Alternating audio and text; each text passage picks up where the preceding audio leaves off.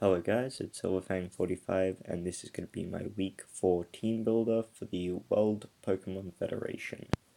Now my opponent was the Philadelphia Pangoros I believe it was, and his team is Goodra, Bishop, Articuno, Toxicroak, Delmize, Pelipper, Mega Swampert, Kabutops, Tentacruel, Tapu Koko, and Hawlucha. This is a very fast, hyper-offensive team that lacks any sort of real defense. With that in mind, I realized that I had to be able to keep up that fast pace, and I had to play slightly more aggressive than I want to, but I also wanted to try and slow the game down as well, as much as humanly possible. I wanted to try and stop him from being able to rain sweep, I wanted to stop him from getting Hawlucha able to sweep. Basically, I just wanted to force him to only have his non-weather, non-terrain mons to have a chance at winning. In saying that, I don't expect him to go too heavily into rain because I have Megavina in my draft. I expect him to bring rain, but only one rain sweeper. I kind of expect Pelipper and Mega Swampert. And I expect a Koko Lucha with Bishop and Goodra as the other mons. As you already know, the battle has happened, so I guess there's no reason trying to not spoil it, but But with these in mind, I decided to come up with this team. Now, Mega Venusaur, Giga, Earthquake, Leech Seed, and Sunny Day. Giga lets me 1v1 any of his Rain Sweepers. Earthquake lets me 1v1 Adamant, Brave Bird, Koko. Leech Seed lets me be able to get mons on the swap with Leech Seed to be able to 1v1 them if I couldn't. It lets me be able to force certain mons out eventually, and it just lets me be a nuisance.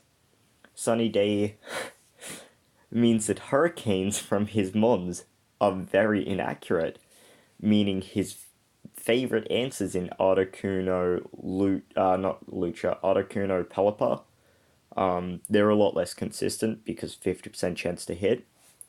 And I did max health, max defense bold to always get free hit KO by Brave Bird from a Koko, not 2-hit KO. So I always can 1v1 a Koko 100% of the time.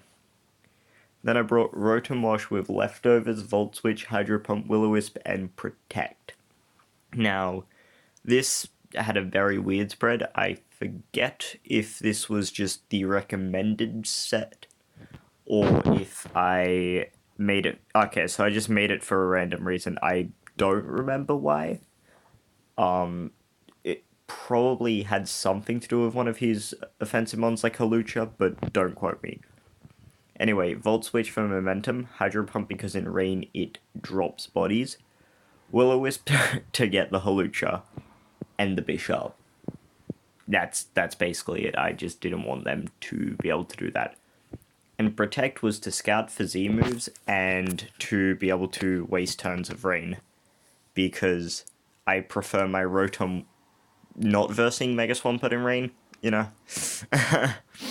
Now I brought Ribombee with Sash. This 1v1's almost his entire team. The only free mons I believe it does in 1v1 is really bulky Delmize, Bishop, and Goodra or Articuno. I believe it was Articuno. He has Energy Ball, Sticky Web, Moonblast, and Hidden Power Electric. Hidden Power Electric allows me to 2-hit KO the Pelipper. Moonblast lets me OHKO the Lucha. Energy Ball lets me OHKO both Rain Sweepers. And Sticky Web was if his Bishop died, or if he didn't bring Bishop at all. Then I brought Skarmory, Whirlwind, Stealth Rock, Roost, Iron Head. Leftovers, max defense, bold. I will go over the Ribombee EV spread. I kind of skipped over that. My bad. Anyway, Whirlwind. This lets me be able to force in or out a Hawlucha. Forcing it in early to stop it from sweeping later in the game, or to force it out when it is about to sweep to stop it from destroying my team. It also helps in other situations, but those are the main cases. Then Stealth Rock to just stop Pelipper from coming in freely and to make Articuno a lot less scary. Roost to keep Sturdy up. Ironhead to not be completely passive and so I'm not set up fodder on certain mons. Like, Bishop I can technically do damage to. I'm very rarely going to Ironhead onto it, but it gives me that option. And it's just nice being able to hit Coco for damage.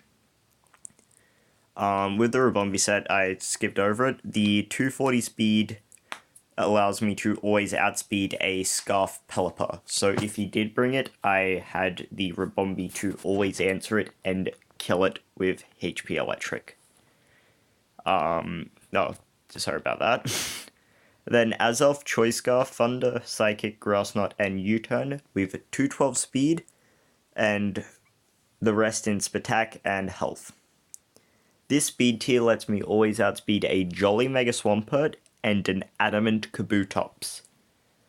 Thunder 2-hit KOs Pelipper, I believe, and it is the only move this set runs that can really harm a Bishop.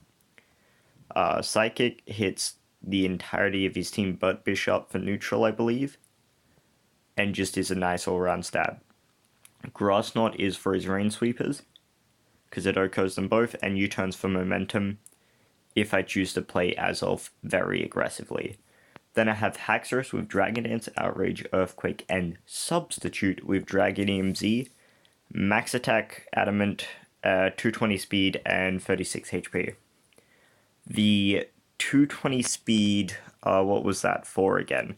It allows me to outspeed any Coco if I get a Dragon Dance up, which means that I can always kill it with the EQ afterwards. Also, Dragonium Z Outrage with Adamant always OHKOs a Swampert unless it is super defensive, and if it's super defensive, it doesn't have the attack to scare my team. Swampert can also never kill it, so it will always lose the 1v1 to a Haxorus. I brought this team to try and both have a lot of offensive capabilities with Rabombi, Azelf, and Haxorus to get rid of any of his potential walls, or, well, I say walls, but he doesn't really have any, he has Pelipper. But, get rid of any of his potential defensive threats, and also I had mons like Skarmory just to stop his offensive threats. Now, my plan for this was to have a specific endgame in mind and to force this scenario to happen. I always wanted the endgame to be my Mega Venusaur versus his Coco, because that's a set I know will 100% win. So I try to force that the entire game, and I will release the battle after this, and you will see if I was successful or not. Yeah. See you next week. The person I'm versing, the Auckland Articunos, are a good friend of mine.